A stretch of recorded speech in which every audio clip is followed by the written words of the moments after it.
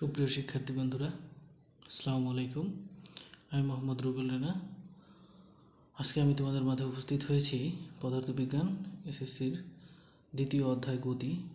এই গতির পরন্ত বস্তু সম্পর্কিত গাণিতিক সমস্যা নিয়ে আমি একটা সমস্যা লিখে রাখছি। দেখো, একটা অঙ্ক লিখে রাখছি। কোনো বস্তুকে 20 মিটার পার সেকেন্ড বেগে খাড়া উপরের দিকে নিক্ষেপ করা হলে এটি সর্বোচ্চ কত উচ্চতায় উঠবে। আবার পড়তেছি প্রশ্নটা, কোনো বস্তুকে 20 মিটার পার সেকেন্ড বেগে খাড়া উপরের দিকে নিক্ষেপ করা হলে এটি সর্বোচ্চ কত উচ্চতায় উঠবে। তাহলে আমাদের সর্বোচ্চ উচ্চতা কিন্তু নির্ণয় করতে হবে। তো আমরা সমাধানে চলে যাই।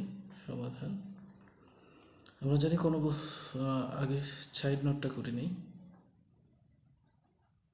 আমরা জানি কোনো বস্তু নিক্ষিপ্ত বেগ হচ্ছে ওই বস্তুর আদি বেগ।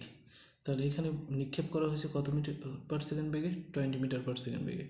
তাহলে এটা হচ্ছে ওই বস্তুর আদি বেগ। আদি বেগ ইউ সমান 0 ms ইন 20 ms ইনভার্স 1। নিক্ষিপ্ত বেগ হচ্ছে আদি বেগ। আর কোনো বস্তু শূন্যে থাকলে ওই বস্তুর মধ্যে অভিকর্ষ ত্বরণ থাকবে। তো অভিকর্ষ ত্বরণ g সমান 9.8 ms ইনভার্স 2।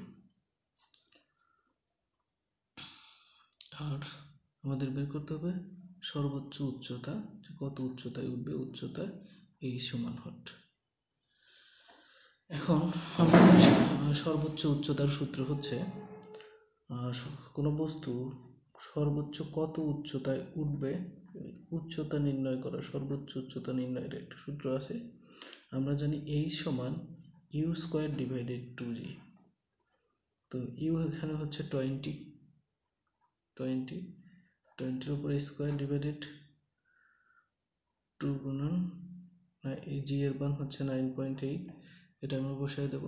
বসানোর পরে এখন আমাদের এটাকে ক্যালকুলেশন করলে দেখবা যে হচ্ছে আসবে 20.41 মিটার।